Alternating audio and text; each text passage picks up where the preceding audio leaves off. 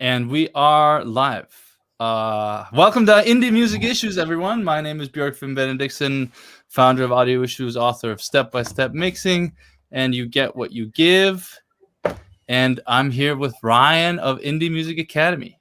How's it going, guys? Welcome back. We did this exact stream last week. We're going to make it a regular and I'm Tuesday here with thing. Ryan Whoa. of Indie Music Academy. There's us.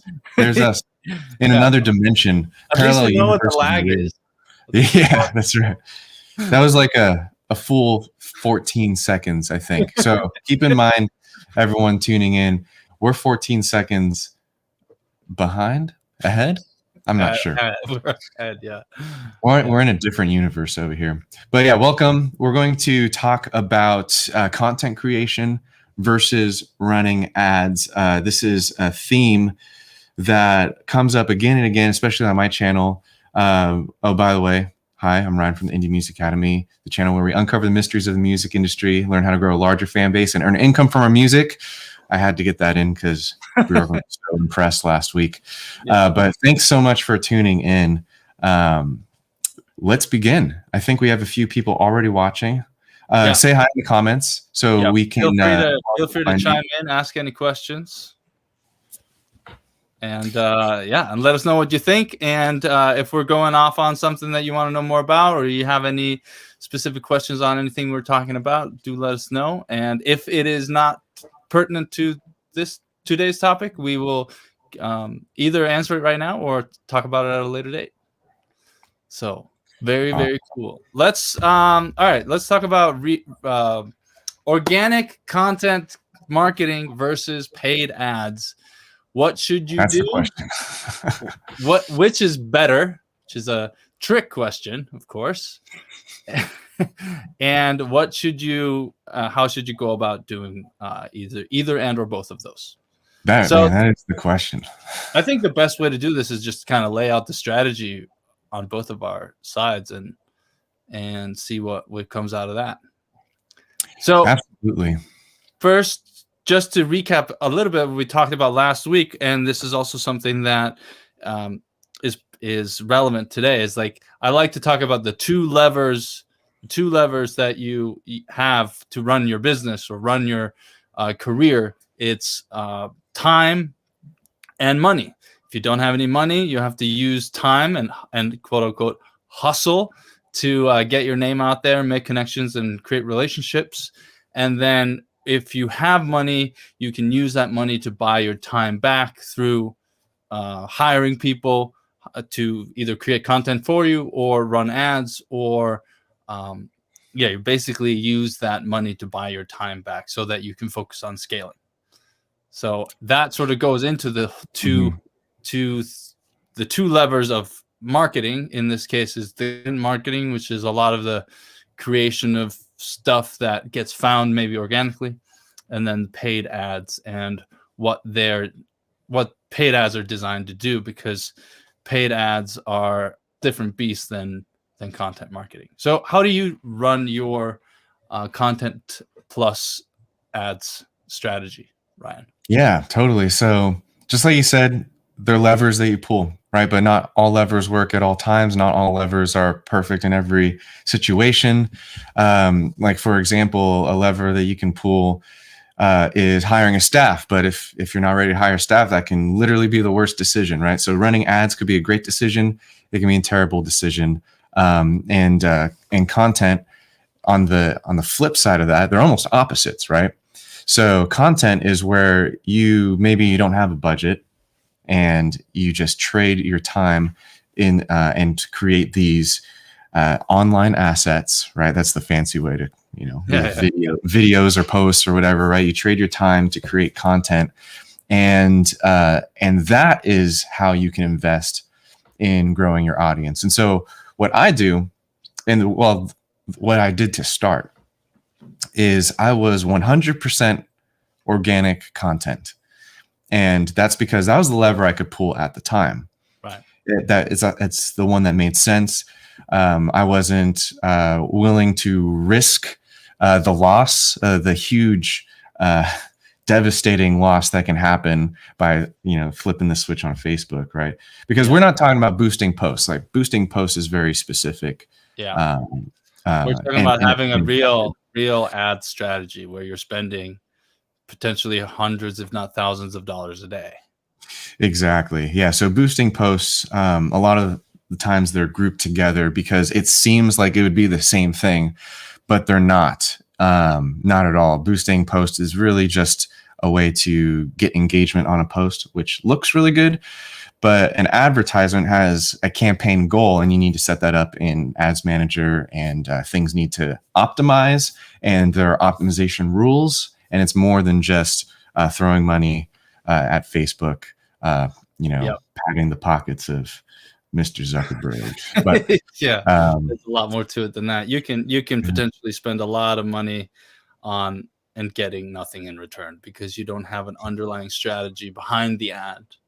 So yeah, exactly.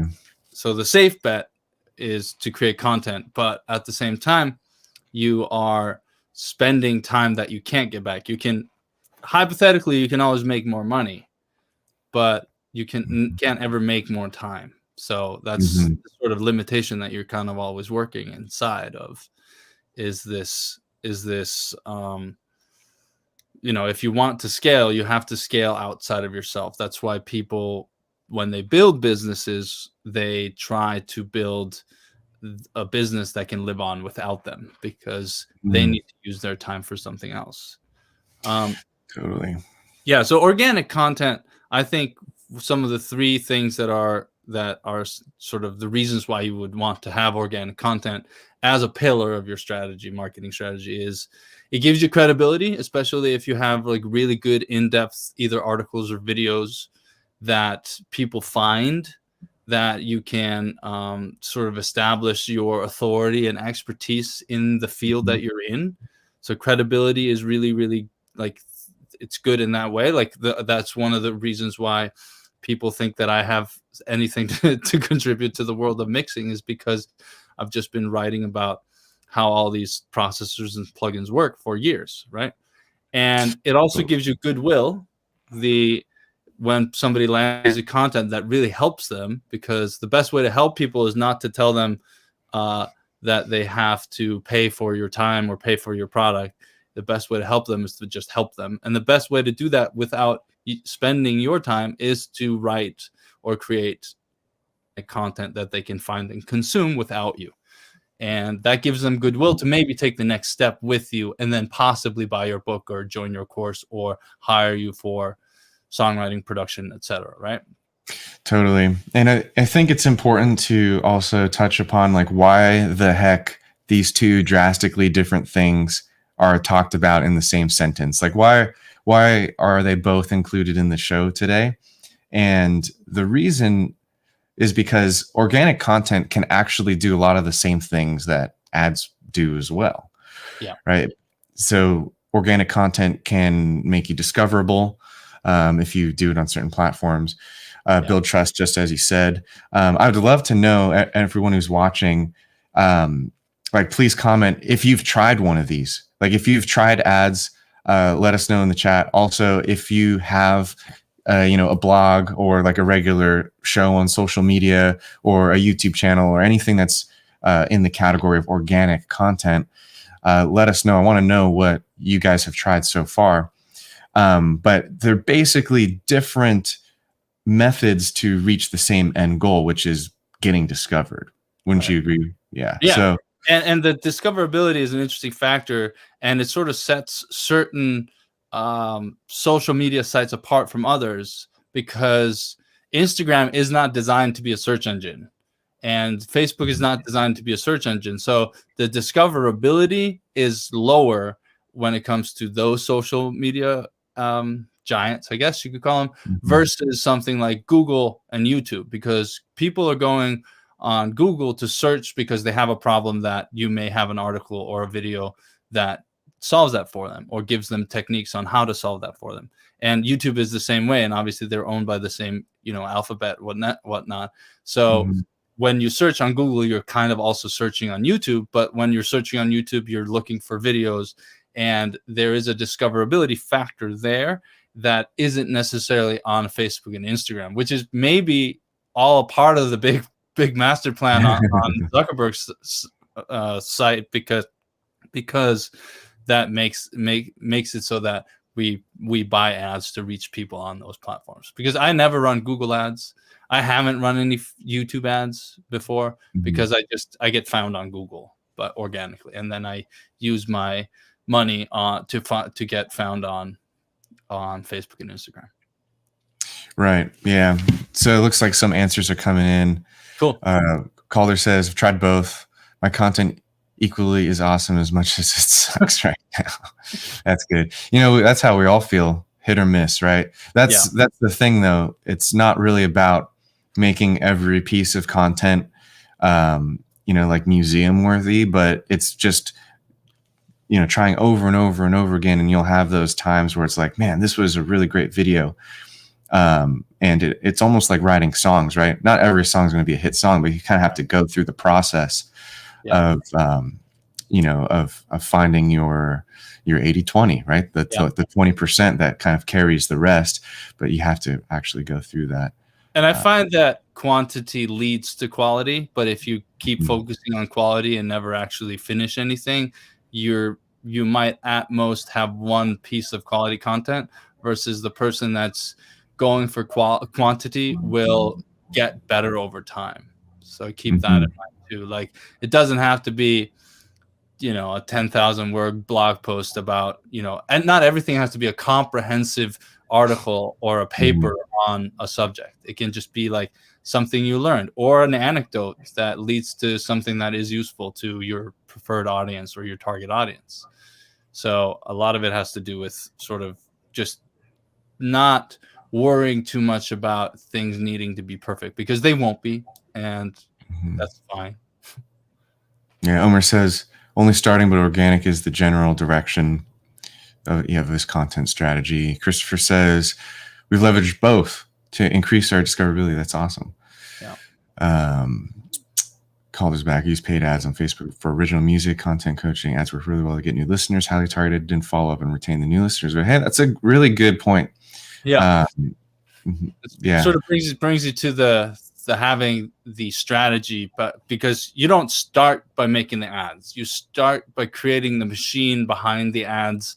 And if somebody clicks on an ad and signs up for whatever you have to offer, or books a call for your coaching, or listens to your music or whatever, what's the next step? You want to be thinking about their entire journey before they even embark on them, right? So what's your goal? Like, is your goal for them to become clients, customers, new fans, readers, sponsors, whatnot? So what is the machine that you create behind the ads or behind the content that leads them sort of breadcrumb style in the direction that you want to take them? Because, and this is, we don't have ultimate control over social media, but we have control over our websites and the design and usability of the website, so that it leads people in the right direction. Right? Totally. Yeah. And it's like, are you running ads just to grow that number on social media, and you're just kind of like taking it as a total financial hit? Or is there like an actual business behind, the ad that you're running? Right. Whether it's, I know, Calder does music, he does singing, coaching. And so like that, that's a business, but if you're just kind of running ads to, look more impressive, that's not as much as a solid goal. And so that's one of those situations where you can find that, you can really find yourself in a financial hole without much actual business growth and progress at the end of the year, if you're kind of just taking it a year at a time, Right. It looks like Christopher is chatting in. He's saying engagement's not where it needs to be yet. So is that exactly? It's interesting. Like, let's talk about, like, he says engagement's not where it needs to be. So what does that mean? Like, what does engagement mean? Like, where does it need to be? Where is it now? And is that the metric that will make or break your business. So like I don't measure engagement ever because I don't really know what that means. What I measure is cost per lead and cost per action, well, which is cost per lead, and if you're trying to get email subscribers, and what's your net profit margin off of your advertising costs. What's the lifetime value of a single customer? What's your average order value of all your customers? Because once you know those numbers, you can create a formula and a math equation that basically means that if you hit those numbers, you're profitable. So like that's when you can actually use the power of paid advertising to scale up your business, your music career, whatnot. But you have to know those numbers because otherwise you're flying in the dark.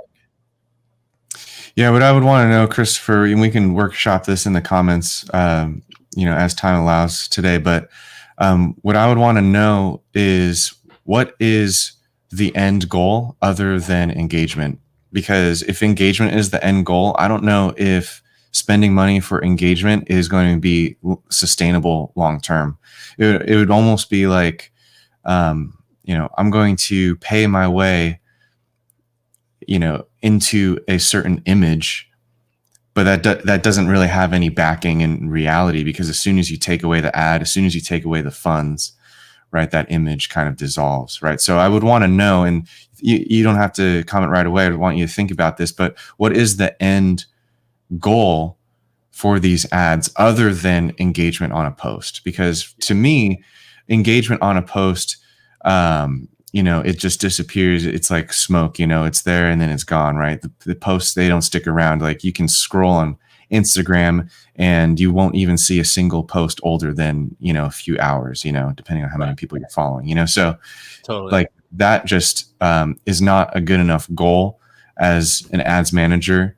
I would want to know what the business goal is long-term, right? So let us know. Would love to know your thoughts. Looks like we got a couple more. Yeah, just check it out. Doing both. Growing my list. Very good. Yeah. Increase discoverability. Lots of learning, experimenting on Facebook ads. Yeah, exactly. It is basically a massive A/B test. Yeah. Yeah, you're always trying new stuff out. You're always trying to figure out your audience, and so that your ads get put in front of people that actually care, right? Because that's the most, you have to be running targeted advertising, because otherwise they're just, you're not going to advertise your new metal single to a folk lover, right? Unless they love both, of course. But, it's like you're not going to advertise, well, this is basically for me, you're not going to advertise any like newborn parent stuff like diapers and stuff like that to teenagers that never will buy a diaper, because that's just wasted ad money, right? Yeah, I don't get diaper ads yet. I do. Yeah, that's right. That's good. But like, so from us, I have a few notes here on paid advertising. So like, it's all about scaling, having that strategy behind the ad, and then also like there's only one purpose for an ad, and it's to attract the person that you're trying to attract and repel everyone else. And you can be, you can be divisive, or you can have a very be very, well, I guess like controversial in your ads sometimes, and that can maybe help you, kind of you put your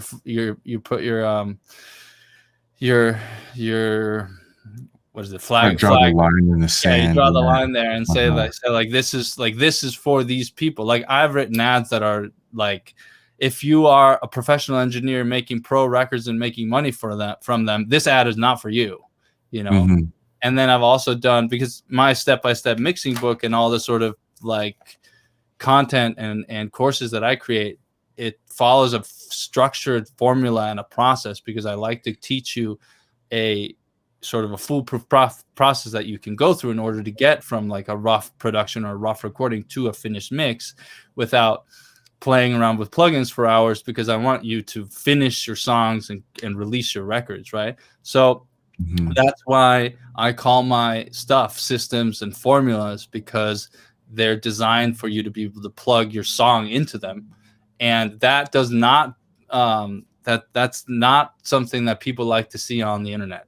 There's a lot of like angry curmudgeon engineers that say like, oh, there's a formula. No, yeah, right. Like, but that's the thing, is like when they comment on those ads, and also if you're wasting time commenting on an ad on Facebook, you're really wasting your time. Like, that's not, you should do literally anything else to grow your career than be angry at an ad you saw on Facebook or Instagram. But those people, I'm not advertising to them. My ads may appear in front of them because they are tangentially involved with the topics that I am talking about, right? But my ads are not for them, and that's just what you really need to think about, is who you're trying to target and what change you're trying to make in there, with your content for them. Yeah, that's really good.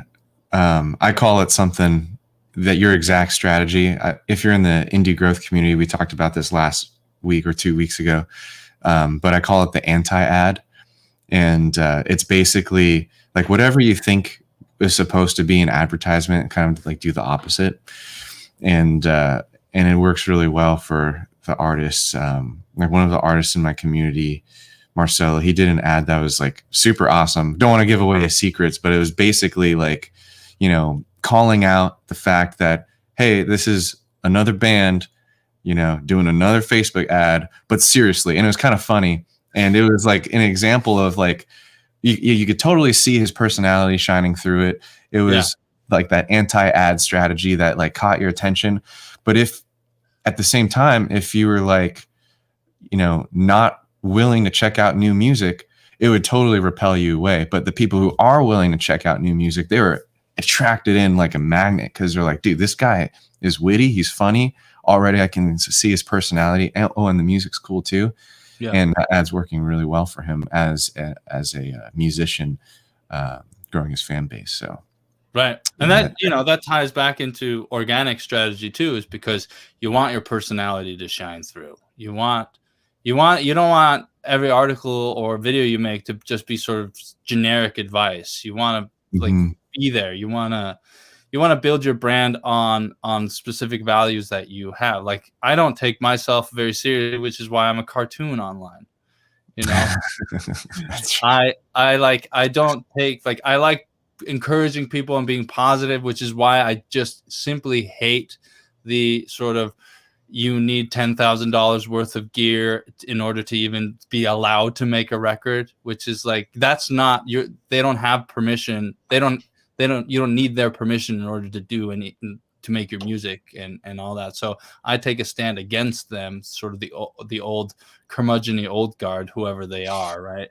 But because I feel like people need to be able to express their creativity, and if I can, push them a little bit over the line so that they actually hit publish on their song that they've been worried about whether it's good enough or not, I'm sure you're never gonna make it big and become a popular superstar with a song, but it's about little bits at a time, releasing and building your brand or your career a little bit at a time. So if I can encourage people to be creative with whatever that it is that they're making, that's like that should shine through in their content, and that's what I try to put in my content.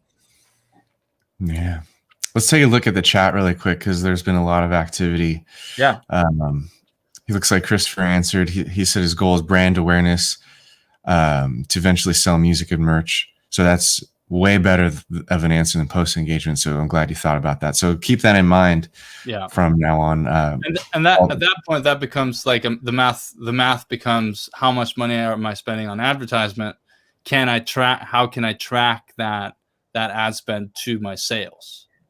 And if my ads are going up and my sales are going up equally or double or whatever, then, and if you like cut your ads and your sales go down, that there's a correlation there. Mm-hmm. And caller says it's building a relationship with your new fans and getting them on the journey that leads to sales down the line. Right. 100% agree. And I like that you point into the journey too, because it's not just an ad should equal sales, like bam, direct connection, whatever. Yeah. It really is a relationship that grows. And it might take weeks, it might take months, but it is an investment. And and Terry's a good one too. Terry. Yeah, I know that guy. He's great. I feel like creating content is cool for keeping my current followers engaged, but what about getting new followers? How can I build my audience without ads? So going back to what we talked about earlier, create content on search platforms. Mm-hmm. I mean, you can create content that's discoverable on Instagram using the correct hashtags and those sorts of things, but you want to think about the psychology of the person that's on these platforms. What's the psychology, or like what's the general demeanor of the person on Instagram? It's this, right?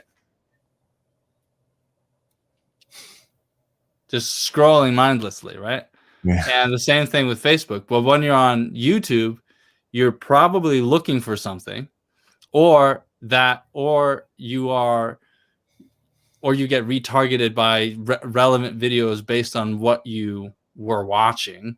And if you use tools like TubeBuddy on YouTube to get your keywords, like your tags and your keywords, and you have engaging thumbnails, like that's all about optimization and optimizing your platform and your page in a way. But right, I would say look to create content on platforms that are searchable, or figure out what people do on social media platforms when they are looking for something.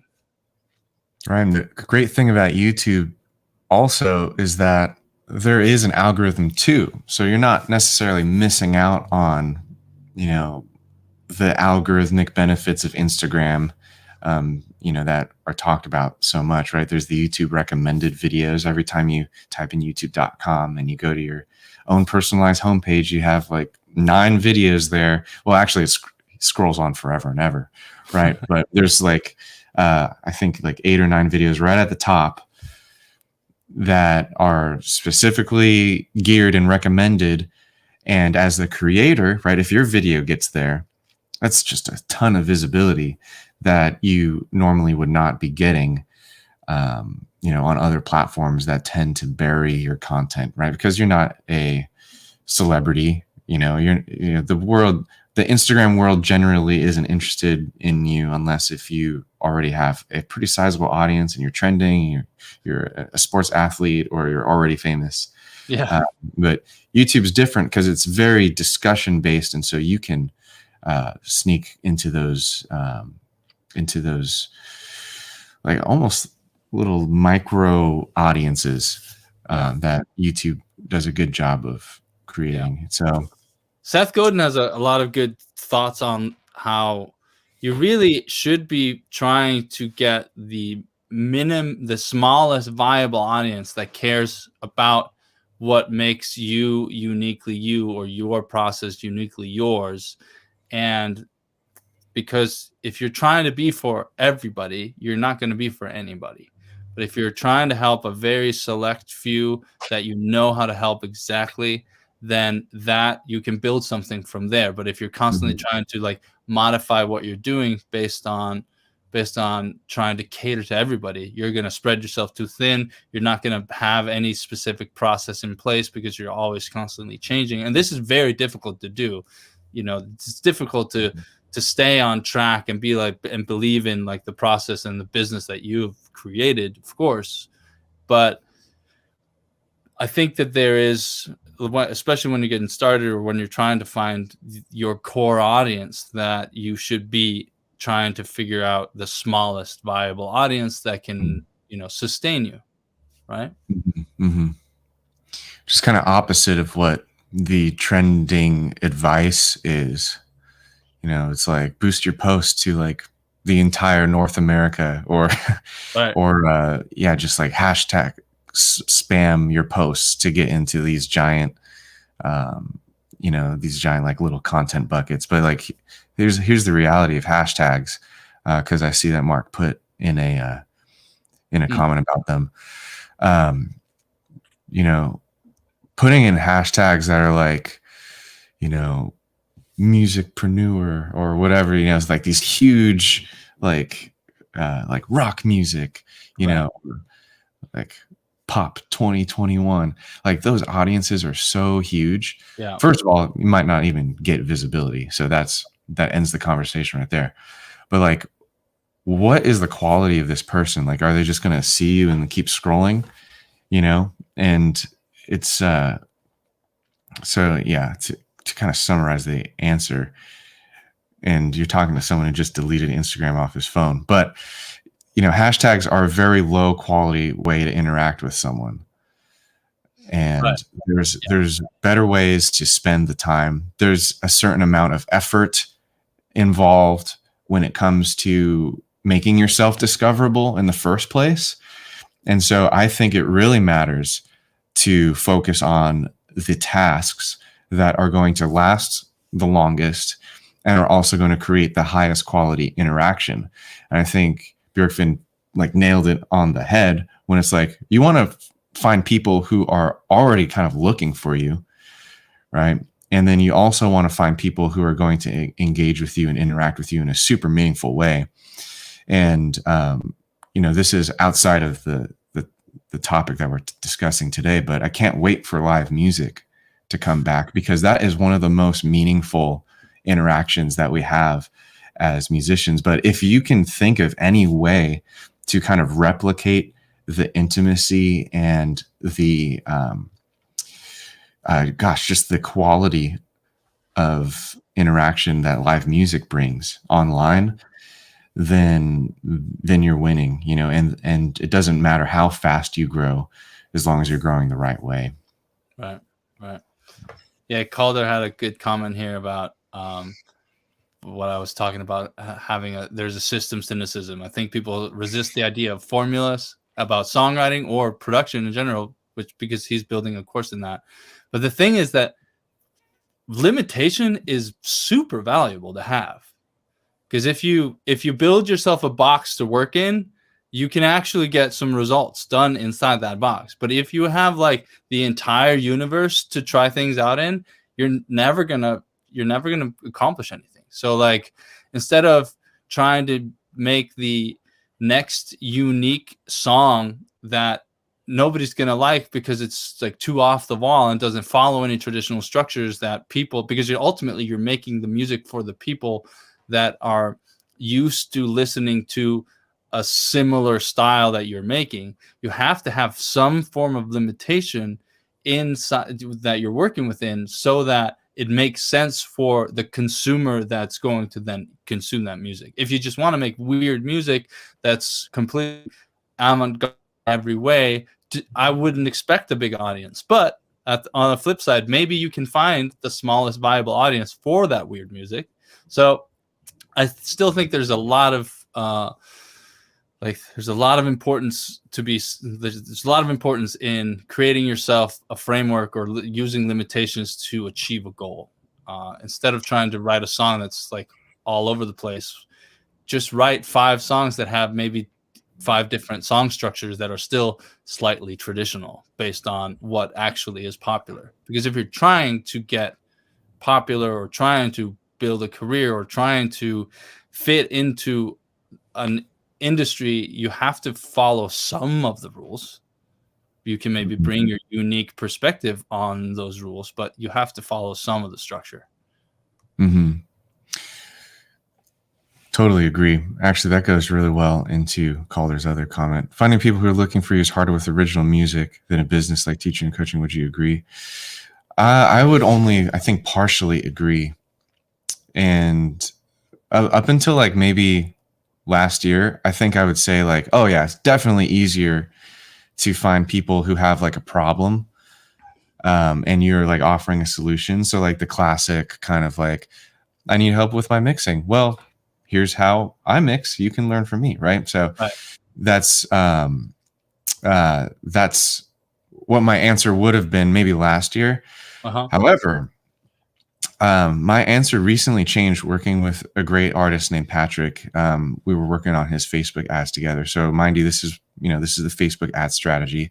This is extremely similar to what a business would do on Facebook, like running ads to find people. But with Pat, something that I realized is that people are not necessarily looking for your music. They're looking for a great brand. And we ended up nailing that with Pat. Like, he was releasing an album, you know, and he had like a single, and he was working on a couple music videos. All of it was not out yet. And so what we were able to do, we were able to build his list to 10,000 subscribers when he was launching his very first album.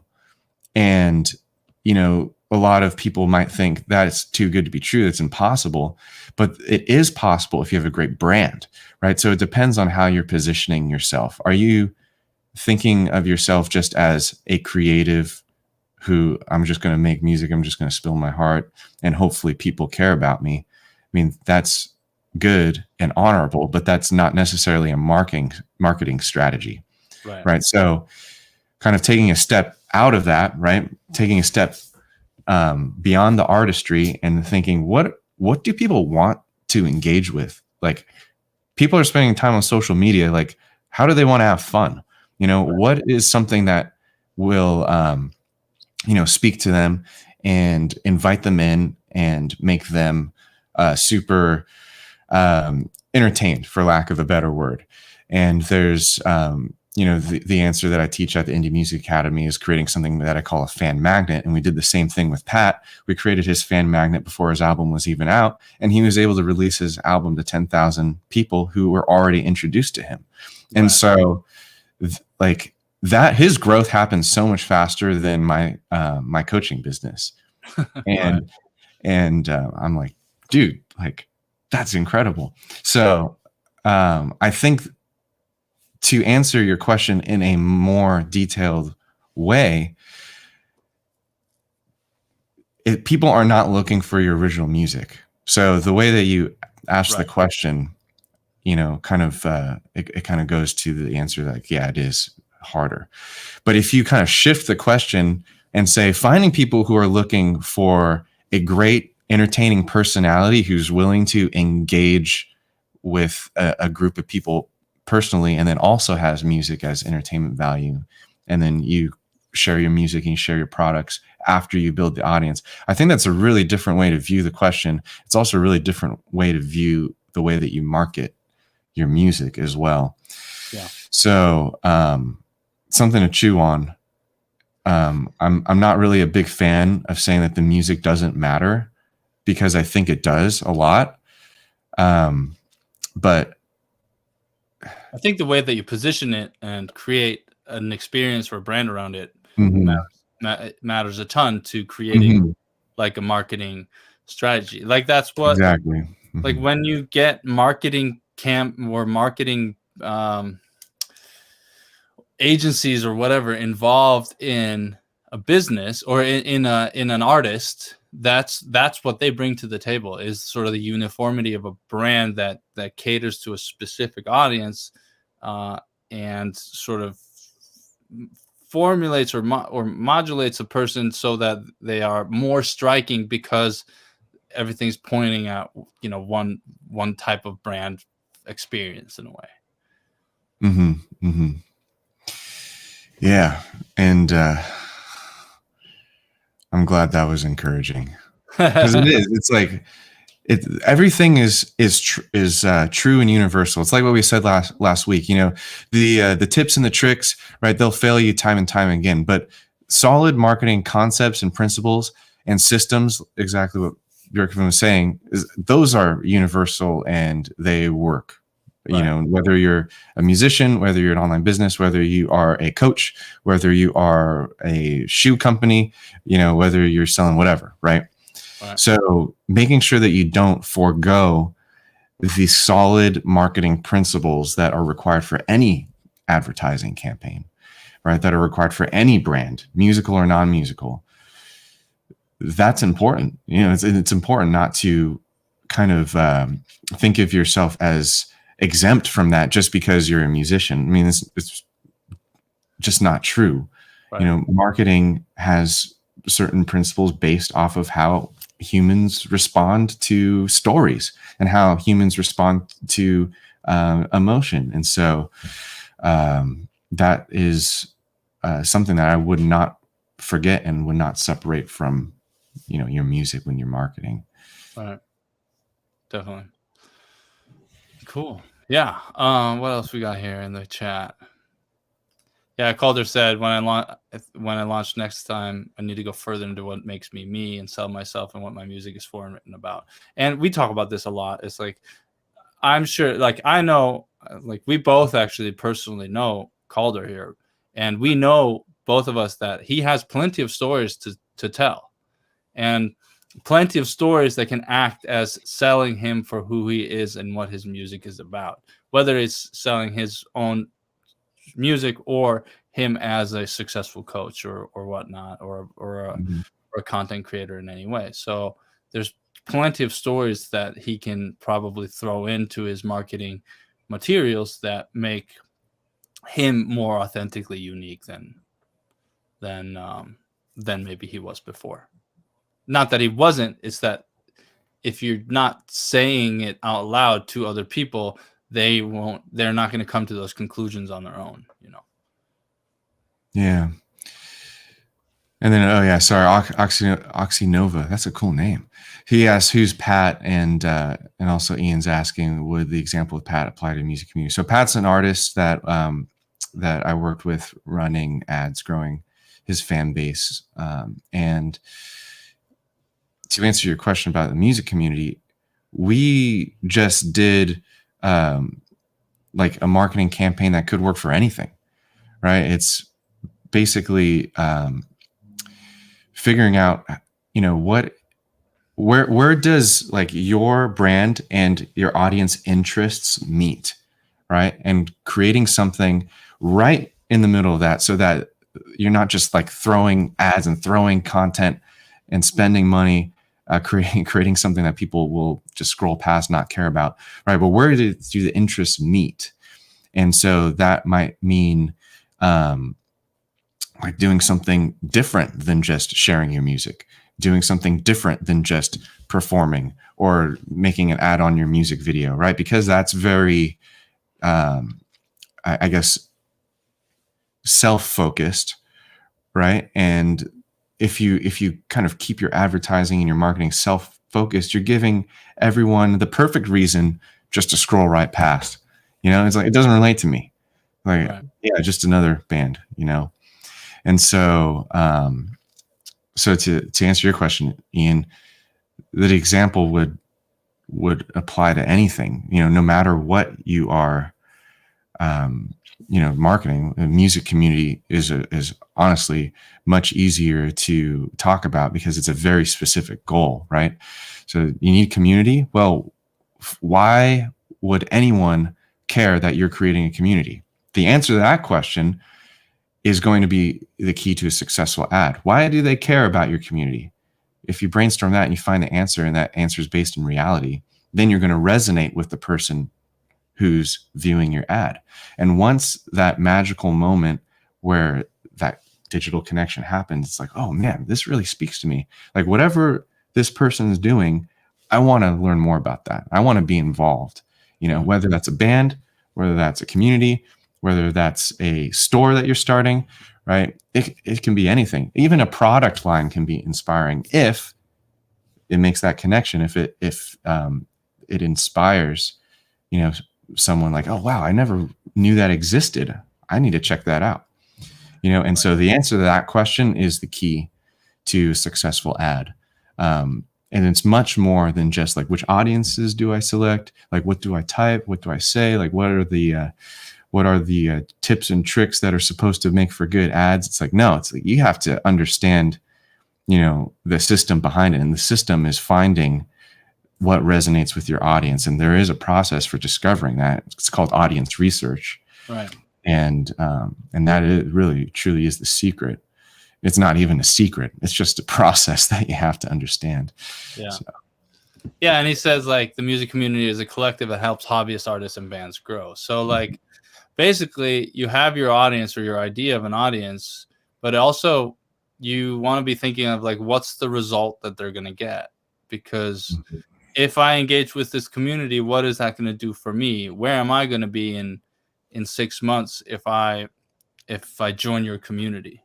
So I always like to, whenever I consult with any business, I always like to ask them, like, what is the one tangible, defined result that your service or product will give your customer or client? And that's what you should be, like, quote unquote, selling, is the results. Like in my case, it's professional mixes or professionally released records that you're proud of. Like that's the thing that I want people to do, is like hit publish and be proud of the fact that their music now sounds equally good as, the songs that they hear on the radio or stream on Spotify. Yeah. What else we got? Just dead air. Let's just do dead air for another 10 minutes.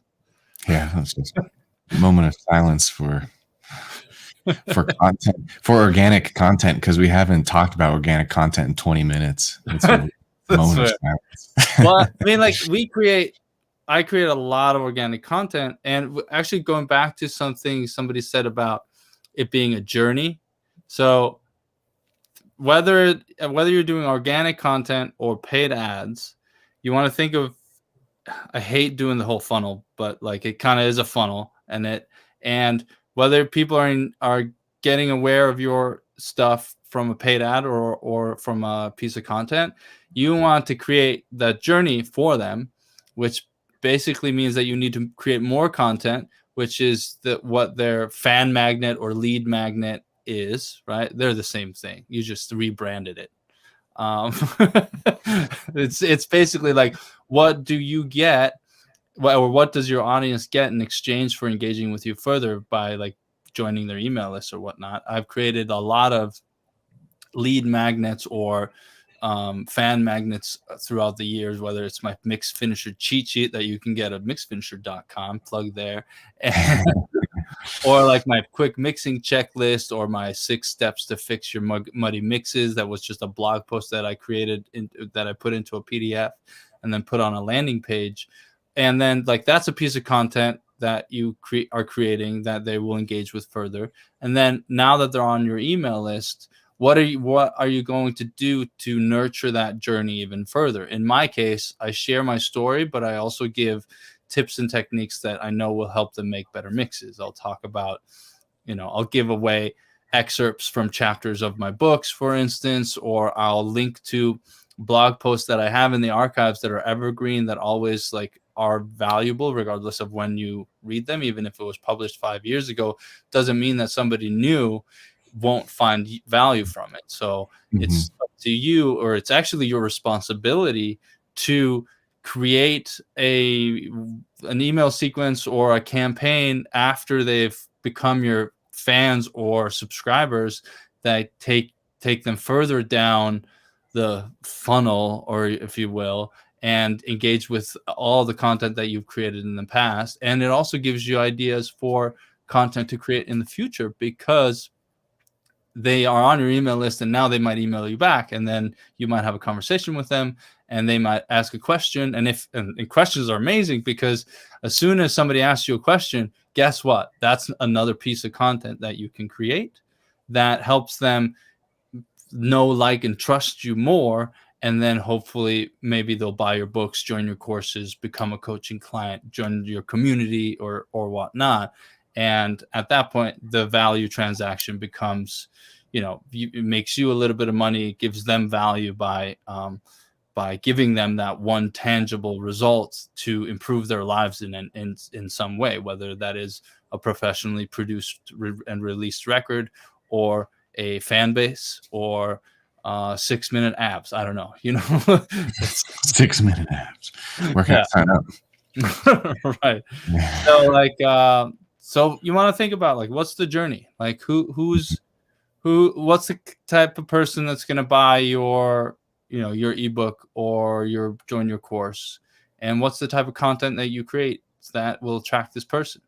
And what can you do after they buy your book or or ask you to, critique their song or whatever, or hire you for an hour of coaching, like what can you offer them that can help them even further? Because Mhm. then now you're just growing the customer relationship, and as long as both of you are equally well off, if not, combined, better off in every way, like that's how you should really be thinking about your customer relationships. Does that make sense? Oh yeah, All right. we got some good questions about it too. Cool. Great. So Youngie asks, really want to know if being in recovery from narcotics, being my own producer, engineer, mixing, mastering artist, I'm a musician, and I also do my own graphic art for my brand, and I'm a girl. Is that a good entry point into that connection? Because I really feel it is. All I want to do is inspire people doing what I love and what I'm good at, making a living from it. I want others to see this and know that they can do it too. And so that is really cool. Let me throw up the first one. So yeah, this journey that we keep talking about is heavily grounded in who you are and who your story is. I mean, that's what are you going to do? Create a journey based off of someone else's story, right? It doesn't make sense, right? So every challenge, every unique thing about you, every bit of your talent stack, it all goes into creating pretty much a unique fan journey. And so absolutely, all of that stuff is great ammunition for the content, for the stories, for everything that's required to warm up your fans. Yeah. And so so that's all great. And specifically, you're asking, is that a good entry point into that connection? That is something I want to zoom in for, because I want to ask you next, what does that entry point look like in just like black and white reality? So is it going to be a YouTube channel? Is it going to be something where you're on camera and you're sharing your story and you're asking people to join along with you? I feel like that's the only missing piece, because you clearly have the story to tell, and you clearly have a heart for bringing people together, and that's good. I would just want to know what the mechanism is to actually accomplish that. Like, where's the, like, what's the channel? Where are you going to show up? What's the consistency that you can maintain? And what are the pieces of content that relate to your story that you think might inspire others? Exactly. And Calder chimed in something really helpful. It's a great combination of unique things that others will relate to. The right people, and that's really good. That's key. The right people will be all over this. And so I really wanted to highlight that, because Calder's right. It's all about going narrow, going specific, knowing who you're talking to, and cultivating that narrow community versus being for everyone, which is a very common mistake, very common artist, musician mistake, just trying to make music for everyone. And then nobody resonates with you specifically because you're not for anyone. Right. So, and also think about the type of content you want to create. What makes you like creating that content? Because you'll have to also want, like, if you're going to, build a business or grow a career, you're thinking 10, 20, forever years, right? You're not going to do this for 1 year, because that's not really a career. That's a side hustle and a hobby at most. But what kind of content fires you up? What's easy for you to do? What's fun for you to do? Like, I will admit very, very easily, like, I hate making YouTube videos, and I just don't like being on camera. Well, it's funny saying that. Like, it's not that I don't like being on camera. I don't like talking to a camera and making a video for nobody that's in the room. Having a conversation with Ryan and hopefully helping people in the audience along the way, that's way easier for me.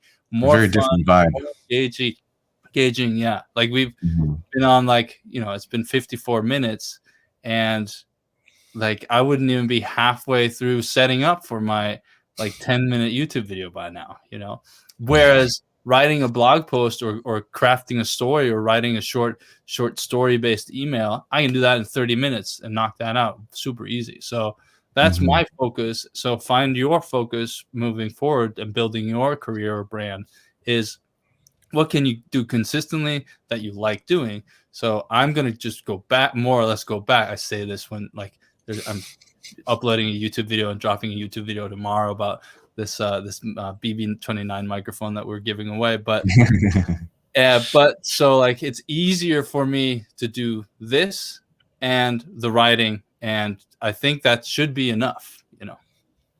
Yeah. Yeah, definitely go into seasons of that too. I'm like, it's so much easier just to go live and have a conversation, and because it's so true. It's like you're making the video for the potential, that people will view it in the future and hopefully relate. But there's something way more satisfying about relating in real time and like being able to, pretty much chat with Calder and Ian and everyone who's on right now in real time. So right. Yeah. Looks like we had a couple of really good comments that just popped in. One of them I'll take. It'll be an opportunity to plug, but how would an artist go about creating his or her brand through their music? More importantly, how should they go about projecting that onto their audience? So that's a very huge question. So I just wanted to take the moment to direct your attention to the link in the description. There's a link to my course, the 80/20 Music Business Crash Course, which has a branding module in it. It's actually a 1-month course. So there's a solid 5 or 6 lessons on branding. You get a branding document that I usually only use in my private coaching scenario. And so you get that included, and you're going to be able to create your brand, know how to project it with your audience. And it's a very complicated question that is unpacked bit by bit over the 30-day course. So if you're interested in that, that link is below, and that course is ready to go, already prepared for you. So hopefully that's helpful. Yeah. We got a couple of other good ones. Yeah, I'm glad we're not the only one.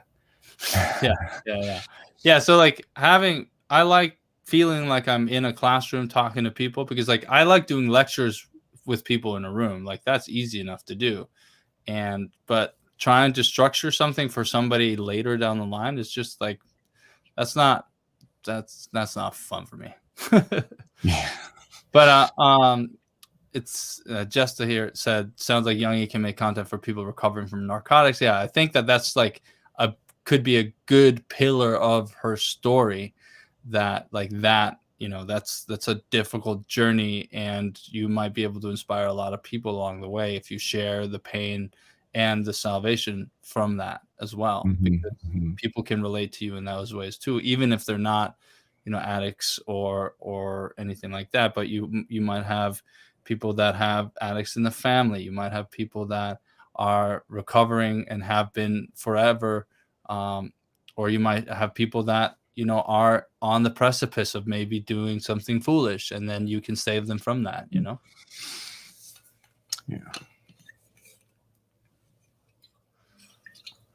Okay, what's anything else we got going on here? Yeah. Margo says, I already have a fair amount of followers on YouTube as a performer. However, there are a lot of lifestyle items that my fans seem to gravitate to. I've been promoting them on Instagram and Facebook. Found respondable to these lifestyle pieces, but not really going anywhere. Do you right? What? I guess not entirely sure what the lifestyle pieces are. Yeah. So anyway, it sounds to me like you have a good opportunity to combine what people are already resonating with, and a missing piece, right? This missing piece could be your music, but what people are already resonating with, and the missing piece that makes it more meaningful. You said you found that they're responding well to these lifestyle pieces, but they're not really going anywhere, and that is a problem. That's kind of the plight of Instagram. It's like, I'm making all this content, I'm getting all these likes, and then for some reason I'm like still performing to 3 people, or whatever the problem is that you're facing, right? It's very hard to evaluate social media engagement as something that is truly real and helpful and good and going to propel you forward, most of the time it actually does not. It's like worthless in almost every way. So finding that missing piece that you can combine these types of content that people are resonating with, making maybe like a hybrid to what you're doing now, seems like a great thing to brainstorm. That's my thought. Yeah. Ox, he said, do you think it's good for an artist to have a super unique story that not many can relate to, or one that is more relatable but not as unique? I think that you can have a very, very unique story that people will relate to because they will see certain reflections of themselves in your story. There's a really good book called Hillbilly Elegy by J.D. Vance, I think. Have you read that book? No. So sounds it's awesome though. Yeah, it's really good. It was like #1. It was just a giant smash hit bestseller. I was on tour in Alaska with an Americana band, and for like straight 48 hours, I just did not communicate with my band members because I was just so engrossed in this book. But like, so this tells a story of this guy. It's basically about like white middle America and their struggles, because a lot of poverty and a lot of like lack of opportunities in, I think it was in Kentucky, and where they come from in Kentucky and what their sort of the mindset and the sort of perspective on life, that sort of subculture of the American of the American people is. But it tells the story of this guy that then goes on to get a scholarship or goes to Ohio State and then gets like a Juris Doctorate, like becomes an attorney, or goes to law school at Yale, gets a scholarship to Yale. And it's his struggles with his mom, who was struggling with pills, was on oxys, and which is a common story. And from this small town that did not have a lot of opportunities, and he had to rely on his grandma, and his grandma was a big key mother figure in his life, and that sort of stuff. And this has nothing to do with like my upbringing, because I'm from Iceland. I'm from a small town in Iceland. There's lots of opportunities. Education is free. Like there's I think it's just a completely different society. But when I was reading that book, there were certain scenarios in the book and certain ways of thinking that person thought and wrote that I could completely relate to, even though it was completely unique and different than my original or my upbringing or my backstory. So don't dismiss your story to be so unique that it's that other people can't relate to like fractions of it. Yeah. And just don't forget about like I guess it could be called just like the basic human condition, right? The need for relationships in general, right? You don't need to be identical to your audience, for them to have a relationship with you. A lot of times you don't even have to have anything in common. They could just like the way you are and be friendly and vulnerable and open, and that's, something that we're all looking for. Yeah, definitely. Well, cool. Well, it's been an hour. I think it's been quite a good session so far. Let us know what you liked, what you disliked, what questions you have for future episodes. You can find me at Audio Issues. And if you want to improve your mixes, you can go to mixfinisher.com and download my Mix Finisher cheat sheet there. The book, Step-by-Step Mixing, is available on stepbystepmixing.com. You Get What You Give is available on yougetwhatyougivebook.com. Links in the description below. And we're happy that you took the time to hang out with us today, and we hope that you found it useful. Yeah, those are some fancy URLs, man. I like that. Yeah. And once again, I'm Ryan from the Indie Music Academy. You can check out the free workshop I've prepared for you at indiemusicacademy.com. It's an hour of video marketing training, specifically designed to help musicians. So if that interests you, head over to indiemusicacademy.com.